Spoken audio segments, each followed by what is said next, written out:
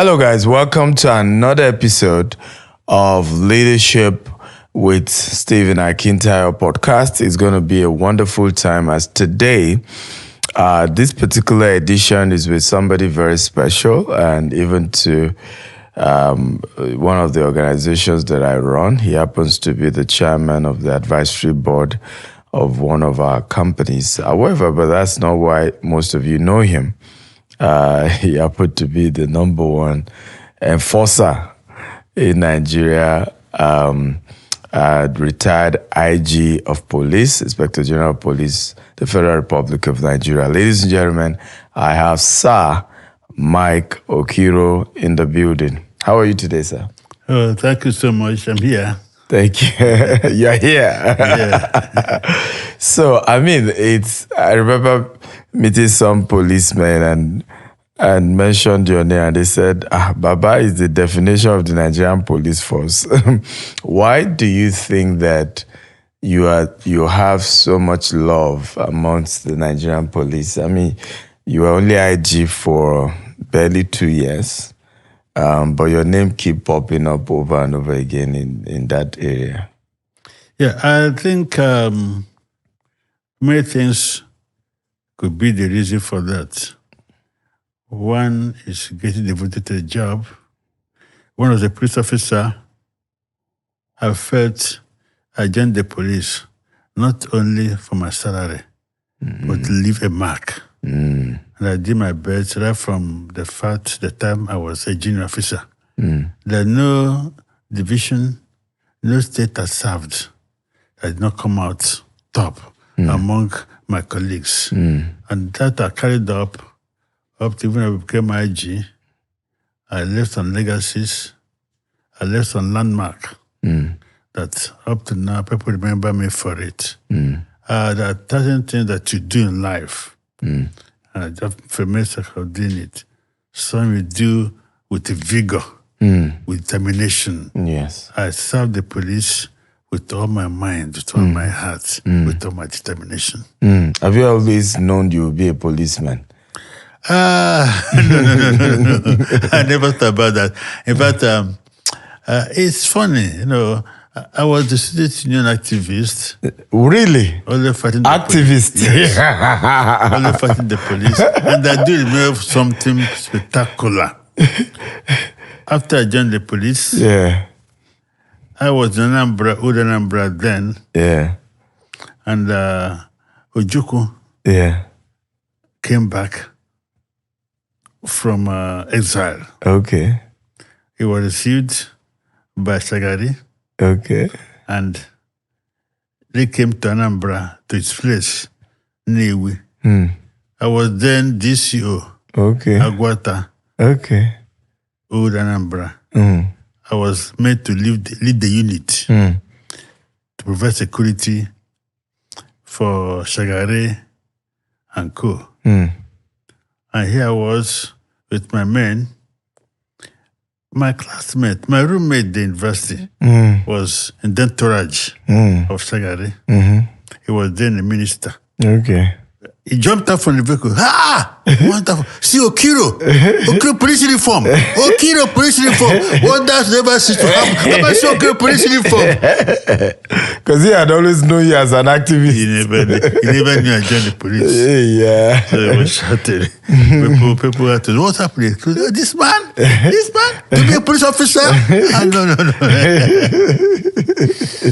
So how did you join the police? What made you to join the police? Obviously, it wasn't something you had wanted. It wasn't at all. It did never in my imagination that I would ever be a police officer. Never. But by providence, it just happened that way. It's a long story, but I tried to make it short. I did my service in Maiduguri. Okay. That time, there were no gurus in Nigeria, no vehicles. That was in the late 70s. Wow. 76, 77 to be precise. Wow. And from Maiduguri to Port Harcourt, it would be a 4 days journey. Really?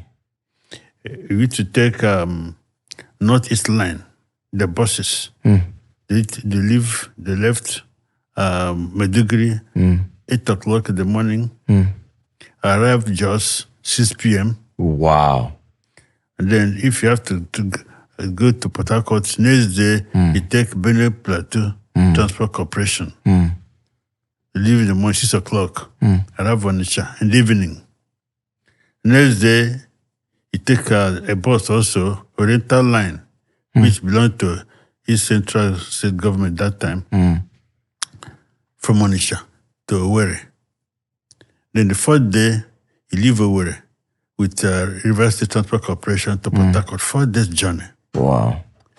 It happened that during the youth service, we were given 5 days pass. And I could not utilize my pass because I felt I had to spend 4 days going, 4 days coming, that's 8 days. And I give 5 days. So I didn't go. I spent my pass in Maiduguri. Well, somewhere along the line, we're doing our community development in a place called Geshua, now in Yobe State. Yobe State. So in the papers advertised, Daily Times, the police were looking for young graduates to join the police as cadet ASPs. What they did and they just dropped it. And one of our colleagues said, last year his brother, who started the Kano, with police recruitment, he was flown by police from Kano to Lagos. Wow. And back. Wow. So that's good. I will go. This time I will go. At least you'll get free flights to Lagos. From Lagos, I can go to Paraguay.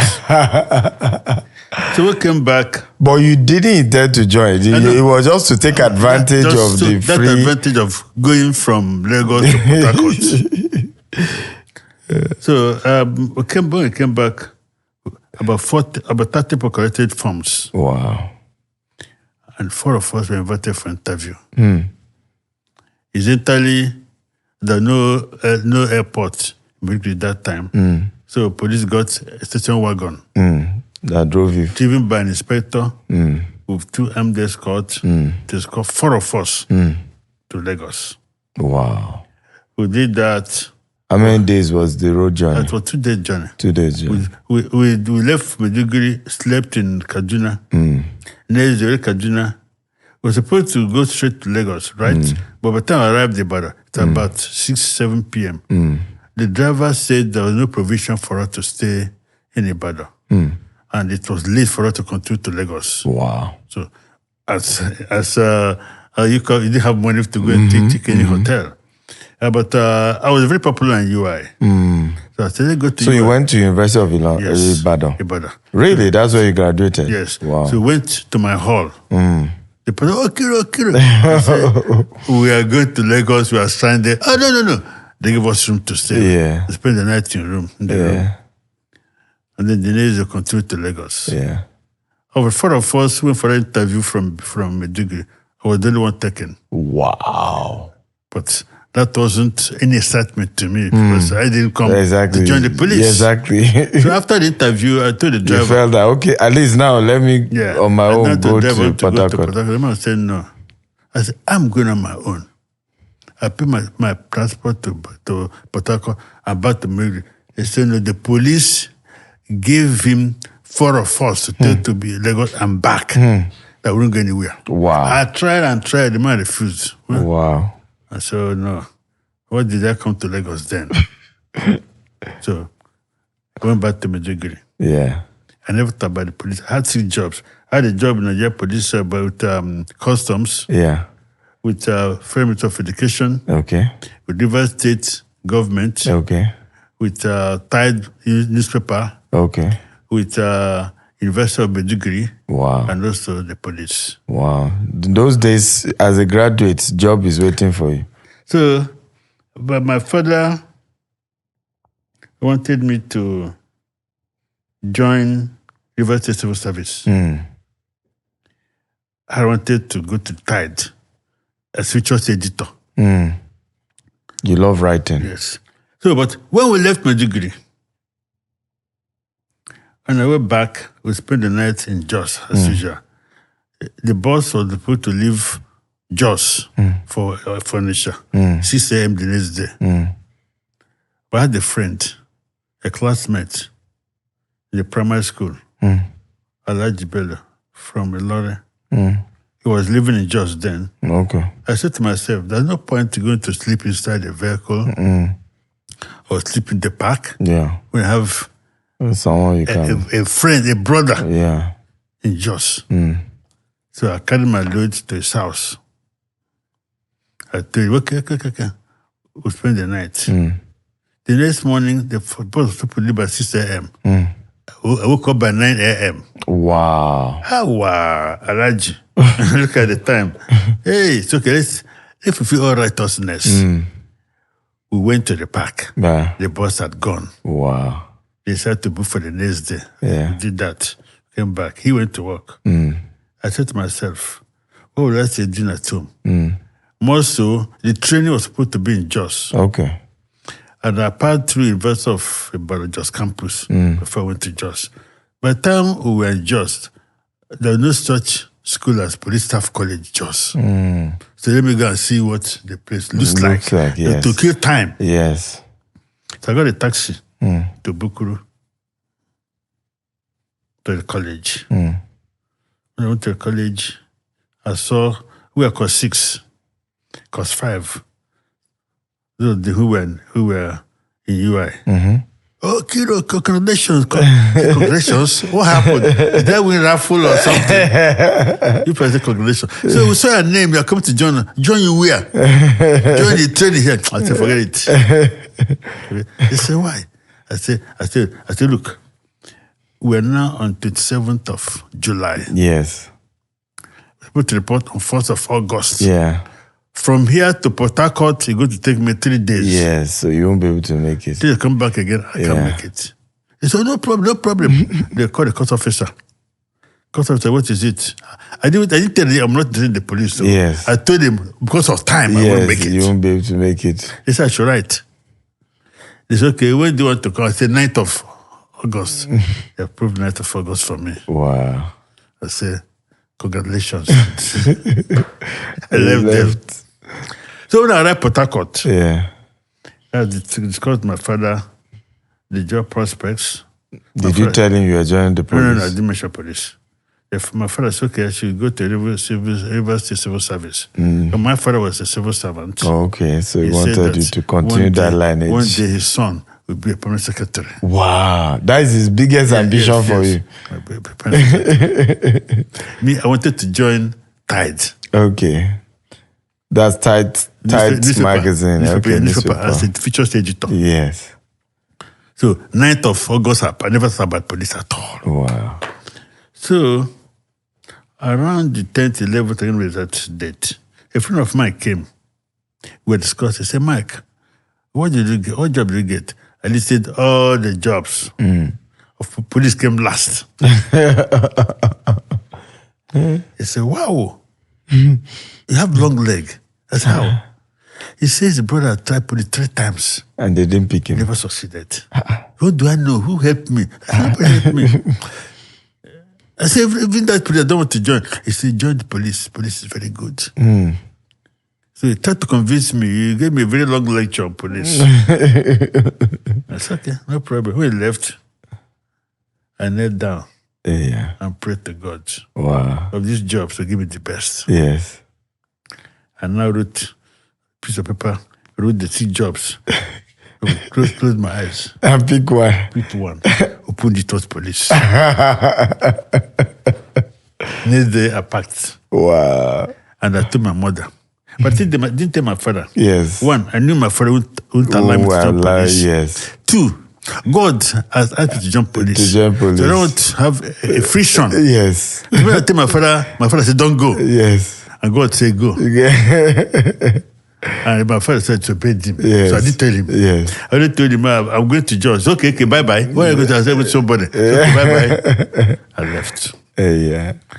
After about 2 weeks, one day in class, the course officer came and said, who is Mike Okiro? I stood up and said, follow me. Went to his office.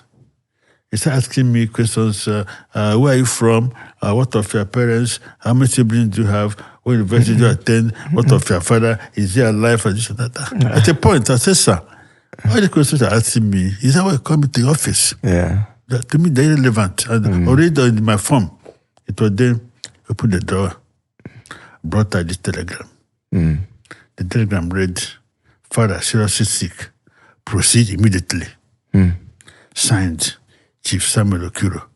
In my place,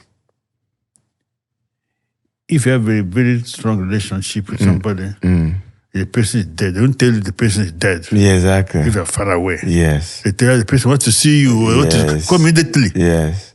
So I knew and presumed my father was dead. Wow. But what baffled me was that the telegram was sent by him to me.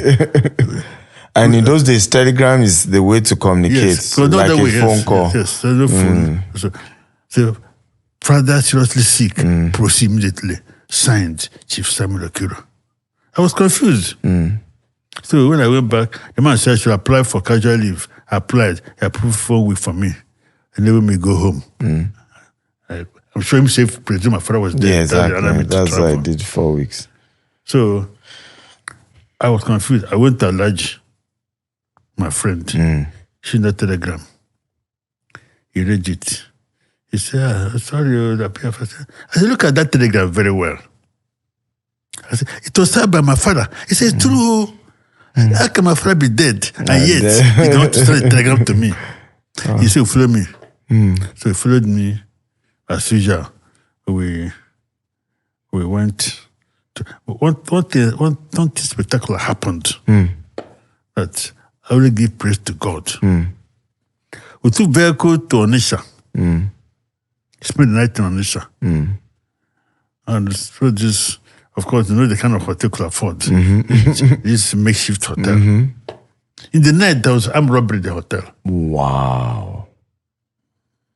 We had people who were shooting, people were crying, they should beat them. I got up. My friend got up. He's a Muslim. I'm a Christian. So we started praying. I was praying in English. So armed robbers went from room to room. The room before us, they left our room, robbed the other room. Wow. And I couldn't beat it because exactly a policeman. I had the pictures I took. Yes, I wanted to go and show my friends. I'm like police officer. Wow. So the next morning we left. We were at Port Harcourt. I found my father with 4 of his friends in the sitting room, living room. They're talking, drinking. The man who is dead. So I greeted him. I said, my mother, stay in the kitchen. I went to the kitchen. My mother said, yes, you are not their father. You joined the police. Don't tell your father not happy with you that you joined the police. I said, I got the message. I got the message. Yeah. So we dropped our bag. Me and Alhaji went to town to go and see friends. Came back in the evening. And I went to bed. At about 10 p.m., my friend knocked on my door. I opened. He said, get up, sit down. I sat down. He said, then the police, I said, yes, sir. Is that what you discussed?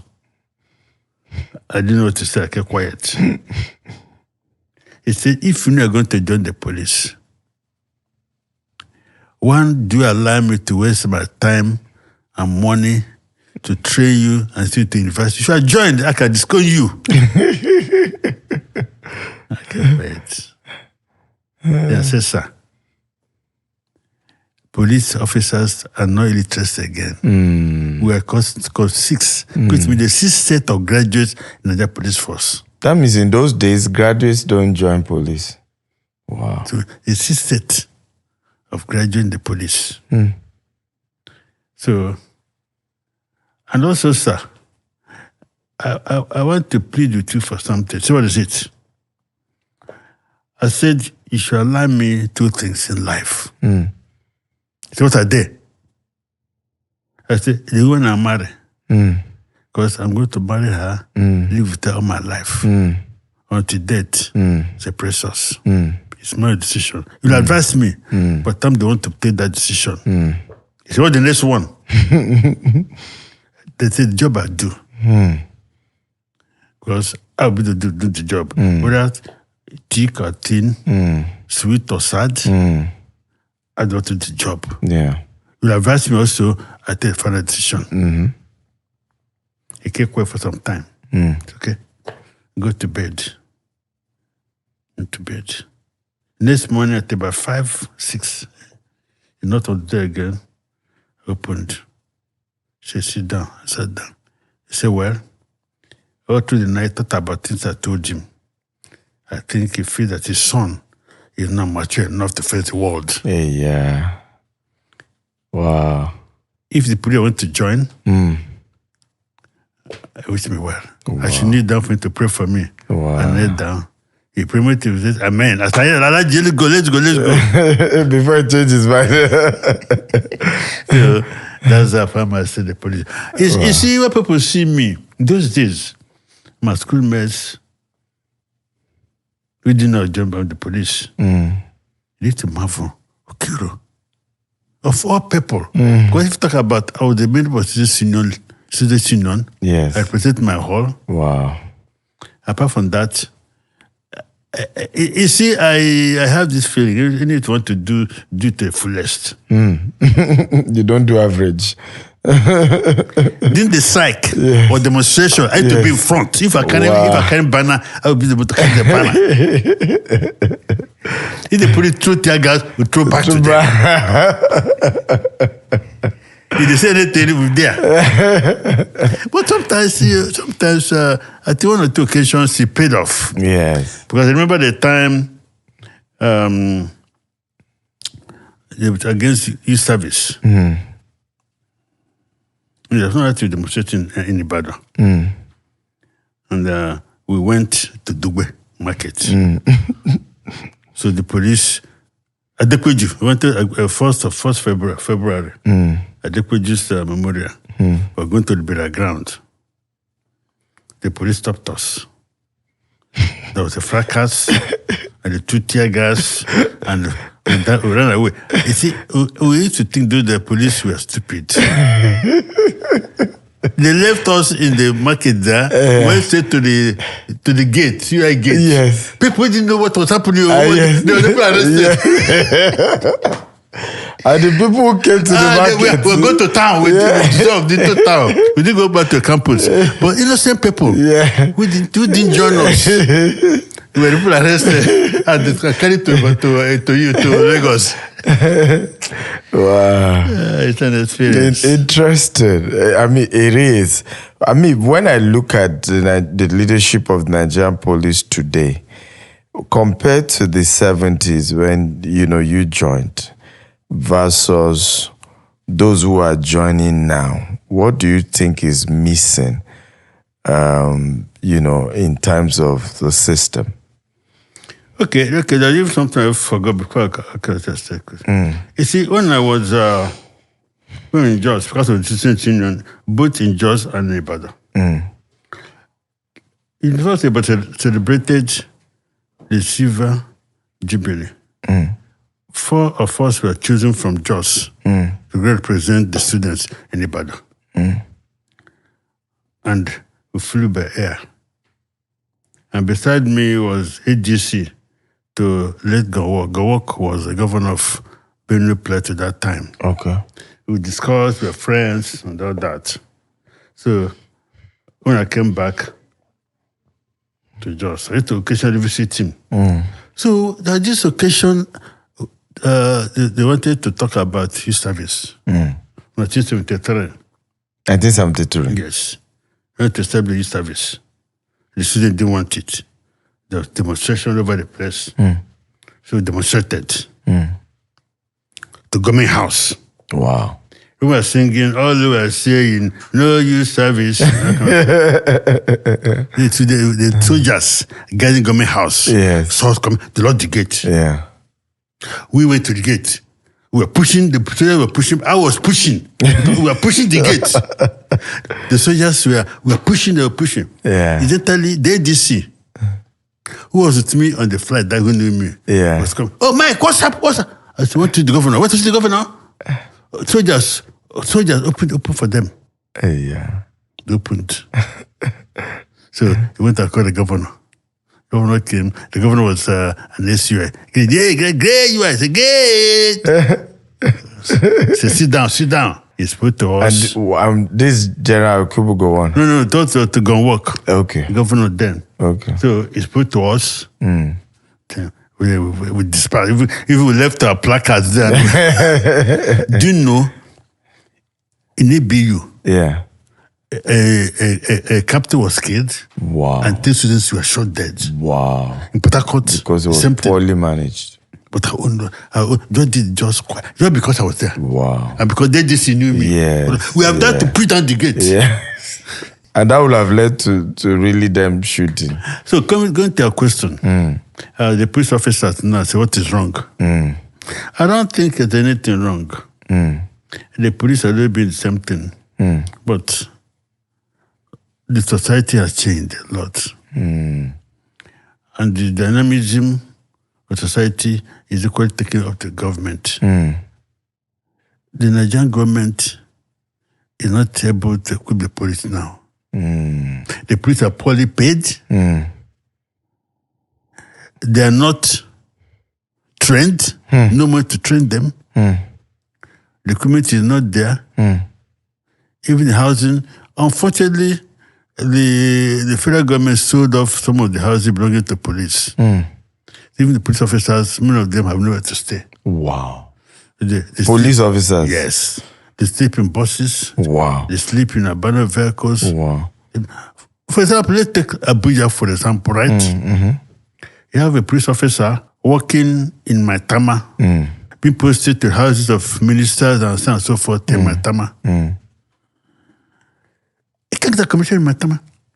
A room I come, you go to about 1 million. Yes, he can't afford it. How much is his salary? How much is his salary? They had to live somewhere, maybe after Kefi, down. Yeah. Or Suleja, down. We can afford a small room. And then from there, go to work every day. Wow. Spends all the money on transport. So what's left for him and his family? So the issue that the police, one, they're poorly paid. Welfare is near zero. Yeah. And no training. So I think... So during your time, there was better training? I do my own time. Yeah. Do my own time. One, the economy was better. The money we were getting was enough for us. For example, as a superintendent of police, I was earning 320 naira a month. 320 naira a month. How much was dollar to a naira then? A dollar was, I remember when my brother went to the US, my cousin, who studied in America, came back, 1981. I was in Port Harcourt. He brought some dollar for me to go and change. I went to Cedar Palace. That's the place people were changing money at that time. I was changing $1 for 40 kobo. Yes, 1981. Wow. $1 for 40 kobo. Wow. So that means that your 350 naira is equivalent to about, $150 thereabout. No, even more than that. Or more than that. And that's a lot today. That's a lot today. Wow. So you find that things are not only police, the economy is bad and people are suffering everywhere. All the workers are suffering. But police is a microcosm of the government or society. If all of us are here now, we walk in the street, nobody knows who we are. But the police officer in uniform, that's a police officer. Whatever I do, that's the police officer. Yeah. But we do all pass as citizens. So the police is a showcase of what the government is. Why do you think government or politicians are not willing to fund the police adequately? Do you think there's an intentional reason? I don't think it's intentional. Okay. Maybe it's an outcrop of the society. Because, come and think about it. Which department is comfortable in the civil service? None. Including the military, Everybody's complaining. Yes. Everybody's complaining. So, when I was chairman of Police Service Commission, 2013, I found out that for 5 years, there was no recruitment in the police. 5 years? 5 years, no recruitment in the police. Wow. 5 solid years. Only this time, I made a study. I found that police lost 59,630 personnel. To death and retirement. Just wastages, kind of. And there was no replenishment and of most that. police stations were being closed down. And the population kept growing. Population kept growing. More police stations, population kept growing. The towns kept on expanding. Yes. Because what I met at Abuja, 2002 when I came to Abuja, it's not what it is now. Same thing for all the towns in Nigeria that have expanded, yet police was shrinking. I had to write to government. I made it clear to them that the way things are, police cannot function. Without their staff, and you have young men and women, graduates, school leavers, who have no job, roaming the streets, committing crime. Yet, the police understaffed. Yes. I mean, just employ them. It's inexplainable. Exactly. There's no way. Yeah. It cannot comprehend what is happening. So absolutely. it was what prompted the government then to approve me to recruit 10,000 policemen every year. But still, that's not enough. To meet up with the deficit, how many thousands of policemen will we need to be employing every year? You see, 100,000, the United 50,000. Nations brought up a prescription. They say one policeman to 400 citizens. But I say, as far as Nigeria is concerned, it should be one policeman to 200. Let me tell you the reason. Yeah. I went for a course in America, and I wanted to go on patrol. I mean, I wanted to have a feel of what American police is, how they perform their duties. So I wanted to go for a patrol. The people said, no, I shouldn't go on a patrol. But I was not covered by insurance. Wow. I said I must go on a patrol. Wow. They see if it happened to me. I said, nothing happened to me. The God of Nigeria that brought me from Nigeria to America will take me back to him. He said, no, unless I have to write something. I don't know for them. Wow. If it happens to me, I take responsibility. Assigned. And yet you were just on a course. Yes, assigned. They allowed me to go. And Nigerian police don't have insurance. They allowed me to go. And I found out in the patrol vehicle, like you have a revolving light. They have the revolver in every patrol vehicle.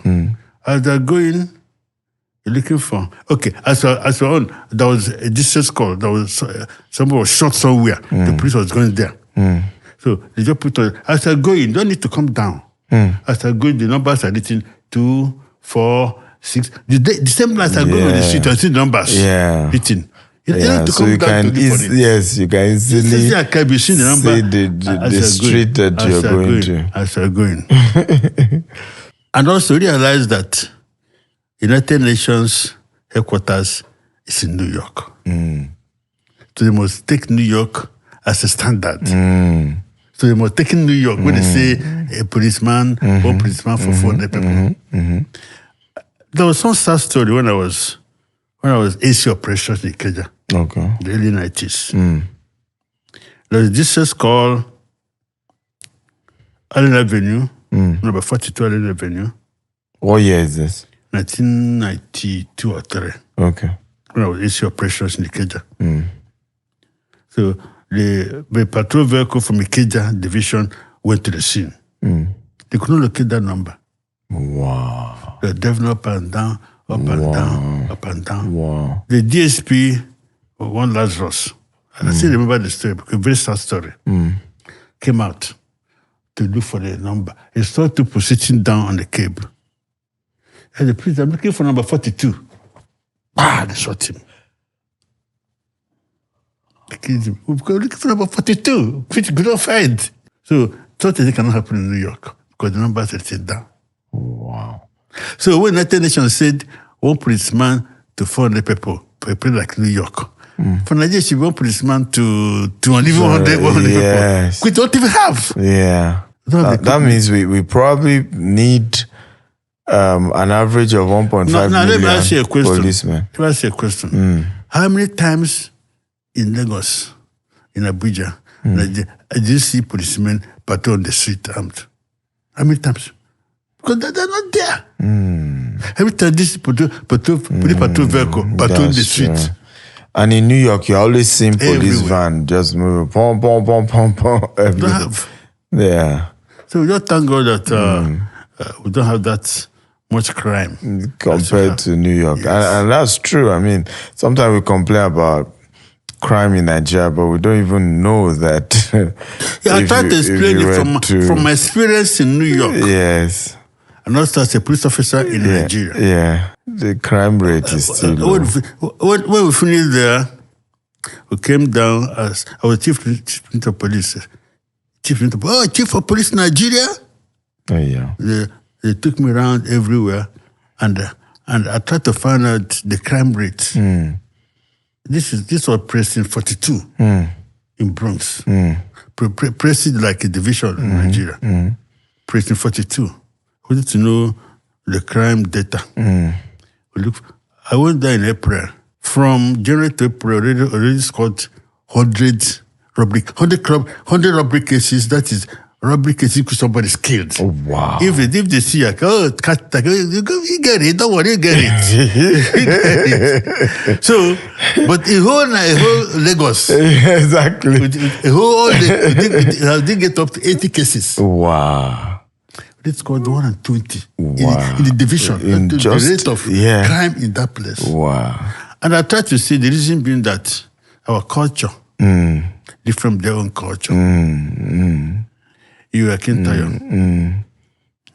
If you are in Abuja, you hear that somebody called Akintayo is waiting to see you in your office. Oh, come in. Yeah. Come in. Yes. He tells you, okay, I came to do for a job. I want to go back to Lagos. I don't have money for trap. You give him. Because, but not so in New York. That's true. You're in on New your York, own. if you have it, you're your own. Exactly. You have to sleep on the street. You're your own. Rather commit crime to whatever. You're on your own. Nobody helps you. Nobody will even give you $1. Nobody helps you. That's why they go into crime. Here, we beg. Yeah, that's true. That's true. Wow, interesting. I mean, when you look at, I'm sure you heard about NSAS and how young people revolted. My question will be, could the NSAS have been prevented? And what could have been done to prevent it?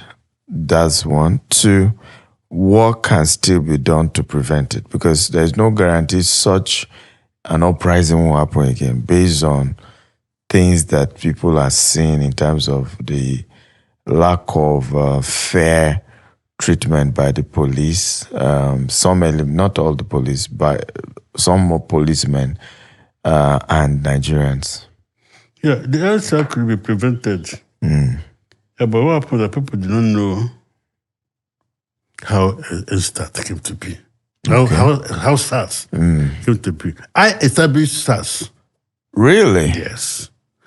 I told you I was the AC operations in Ikeja. Yes. That's the time Shino Rambo was holding spray in Lagos. Wow. Shino Rambo used to come from the Republic of Benin, snatch cards. He used to have a jeep with machine gun. And he's a Nigerian? Machine gun. No. Some says Nigeria, some says no. I don't know.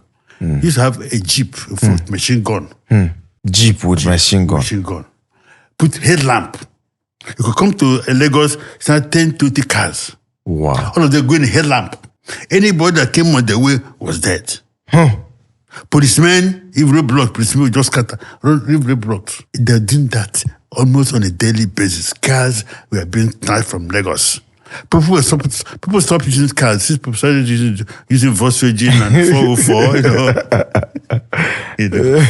Because they were doing it more expensive. They were stealing more expensive cars. More expensive. Even the prison car, Passenger, his car, Honda Accord, was snatched Lagos to Expressway. President Obasanjo's car? Yes. What year was this? This was in the 90s. We were no longer the prison. Yes. Yes. Only of Fife's car was snatched in Punch. Wow. Agege side. Wow. So it was rampant. Yeah. So I went to the Commissioner of Police. I said, sir, we have a responsibility. That is to protect the people and property. We cannot sit down like this and let Sino Rambo put us to shame. He said, what can we do? Because at the time Sino Rambo came, all the streets of Lagos will be deserted. Policemen will go hide. All the blocks will be abandoned. I said, how can we go like this? I said, sir, I have a solution. So I said, let us carry the battle to him. So how?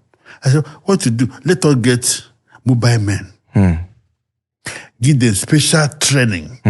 Then, anytime that Sino Rambo is in town, walkie-talkie, the policemen will carry their rifle, their bag, mix up with people With the crowd, yes. Mix up in bus stops. Yes. So you won't even know they are policemen.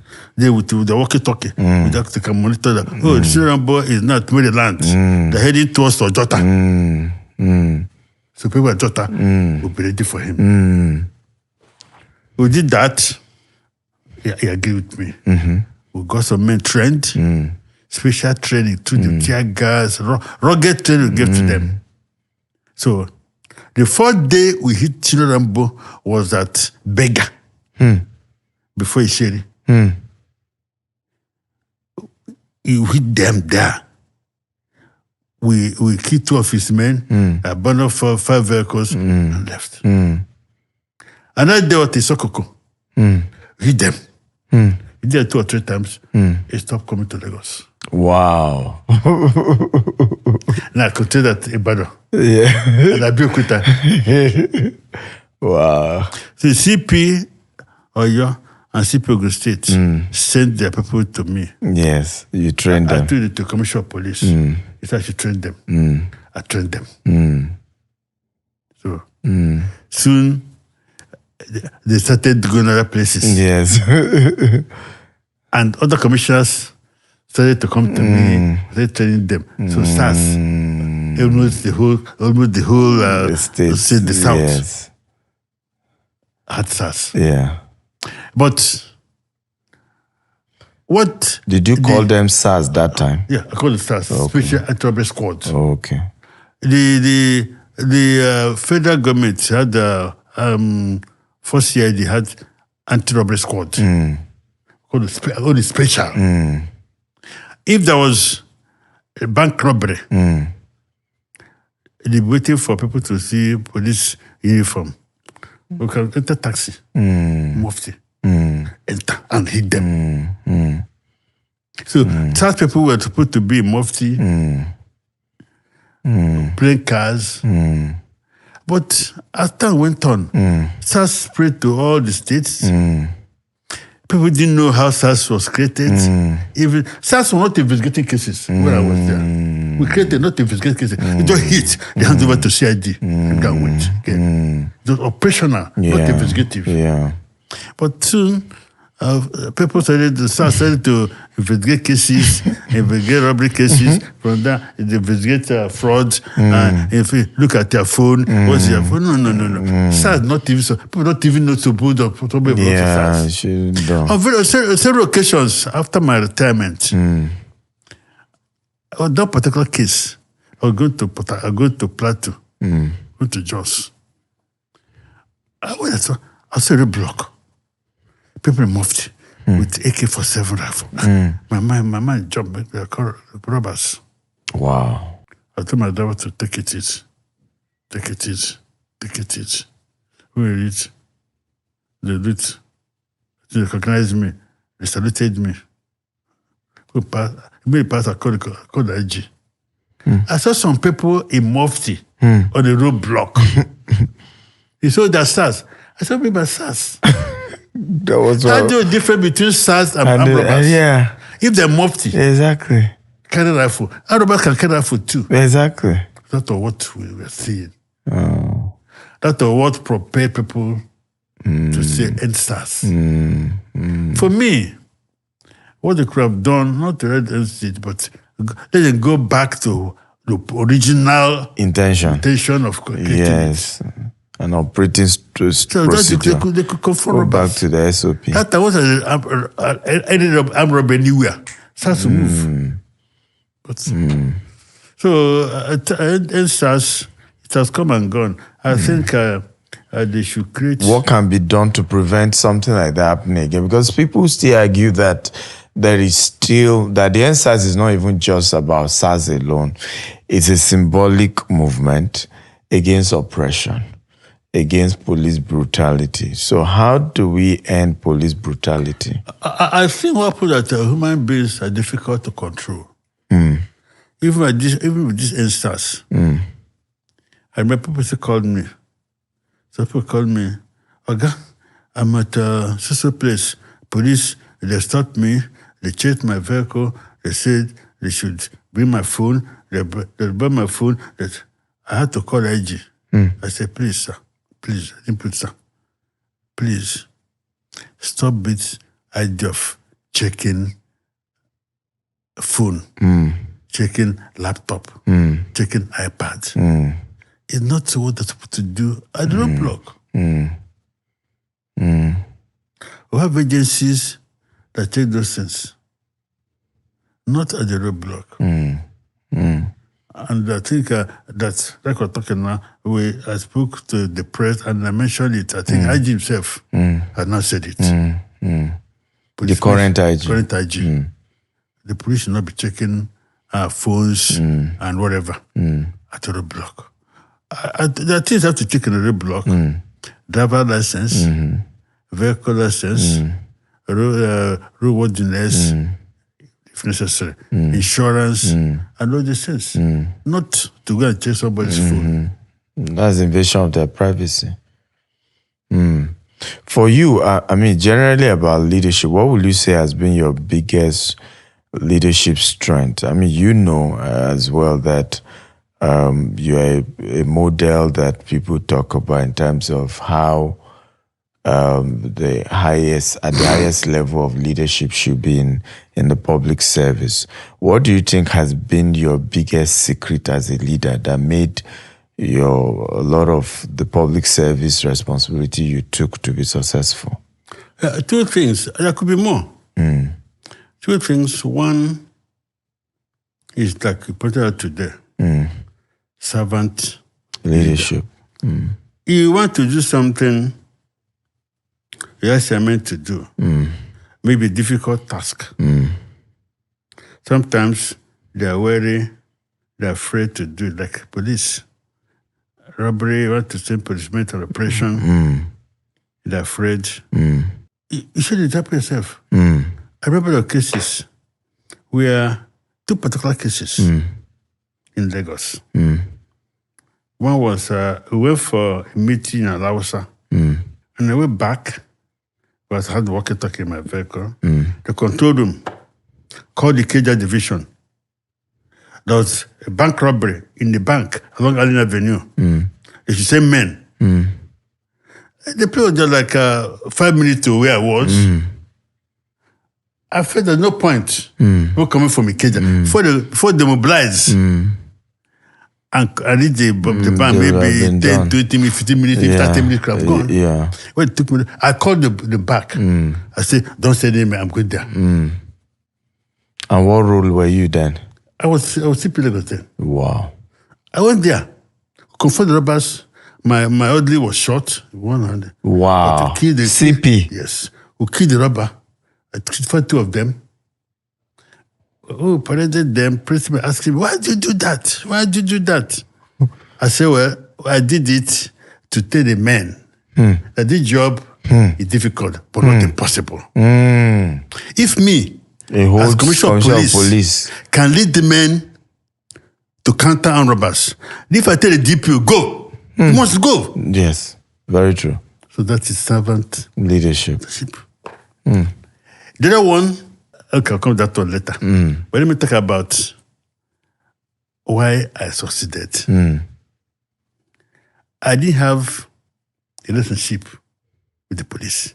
What I mean, anybody that joined the police joined on his own.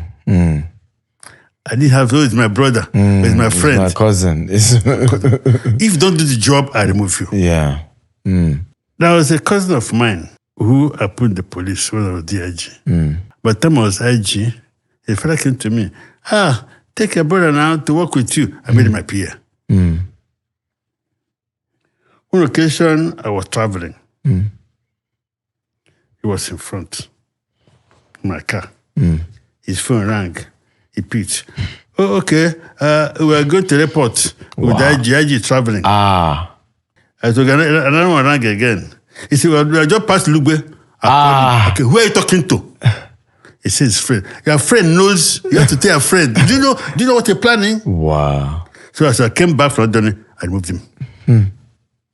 His father never came back to me, asked me why you removed him. I removed him. So another one, I said I'll come back to it later. The servant leader.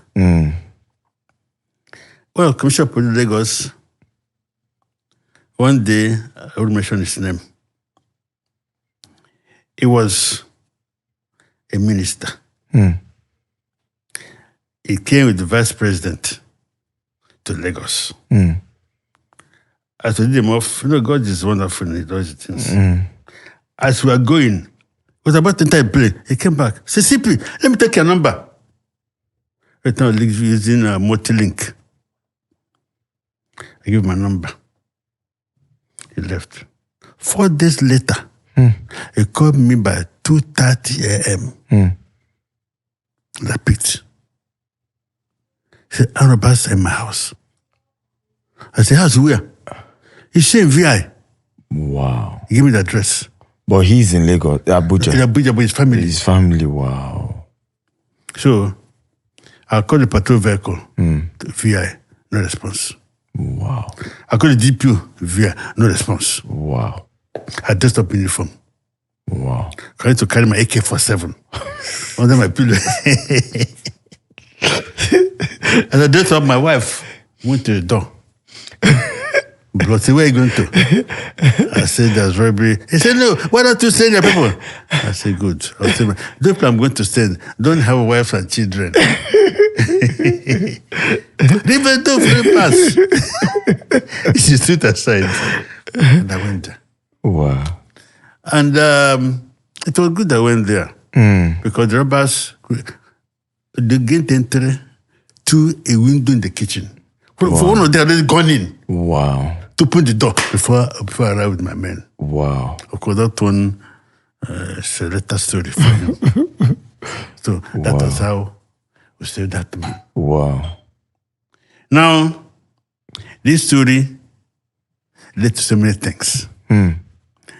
When policemen went on strike and they wanted to change the ID, the man stood up. They became a governor. He stood up. He said, Okiro has done very well in Lagos. We should compensate him by appoint him IG. So the president said no. Okiro is a commissioner of police. No, so the Nigerian policemen went on strike. Yes. And they were proposing that you become the IG. No. Okay. They went on strike. Then the government wanted to change the IG. Okay. Appoint a new one. Okay.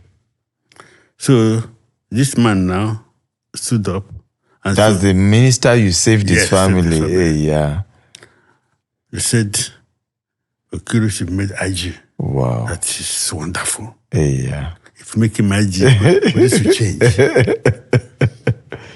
Yeah. And then some people say no. Some people say Okiro is a commissioner of police.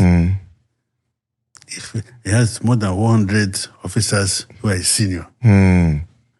If you make magic, those 100 officers will retire. Yeah. Okay, very rude. The man sat down. He got up again. See, compared to Okiro, by promoting him to DIG. Yeah. That's what I promoted the first time in the history of the police force. Wow. I was promoted from commissioner of police to DIG. Wow. So you didn't do AIG? Wow. That's how I became a DIG. Wow. So I didn't know this. It was when I was in my office, about 5 p.m. The noise was coming so loud. Coming. What is it? Is it a revolution? What's happening? So much noise in the police station, police headquarters. I had to go down. Congratulations. What happened?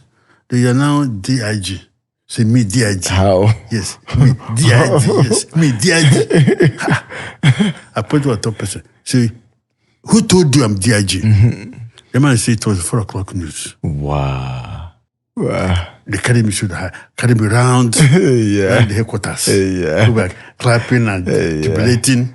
They meant to put me down. I tell my motor. And then I tuned. I tell my people to radio, to whatever. But it was announced. So the next day, I went to the governor, Tinubu, to announce to him.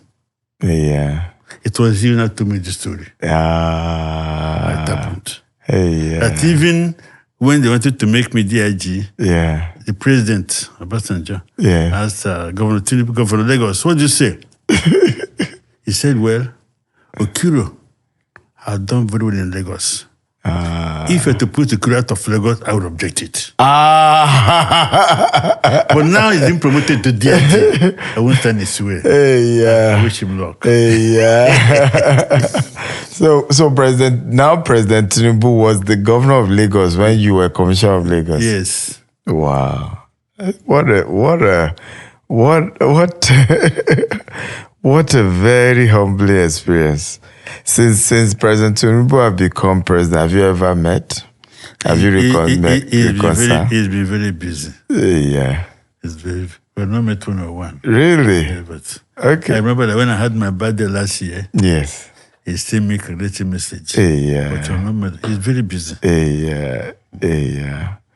Interesting. Thank you so much for coming. I wish we can continue this episode, but I think we are run out of time. Maybe we one day have to do part 2 because someone like you, there's so much to discuss. We've not even scratched the surface of conversations. But thank you for at least modeling leadership, particularly with the men and women of the force, and career that spanned years and years. And even after you left the force, you've remained an example and a model to many people. Thank you.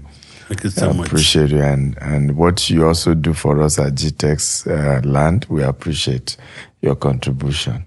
Thank you. Okay, guys. So this is the end of another amazing episodes of, Leadership Podcast with Dr. Stephen Akintayo. I hope you learned a few things. Leadership is practical, right? It's not theoretical. And that's why on this show, our conversations are more about the journey. Of course, you will begin to pick the lessons as you listen and you're learning that, hey, we're all leaders. There's nobody that's not a leader. Everybody's a leader. You're leading at one level or the other. But you have to work hard to lead right and to contribute to the society. I'm Dr. Stephen Akintayo. Till another episode. God bless you. Bye-bye.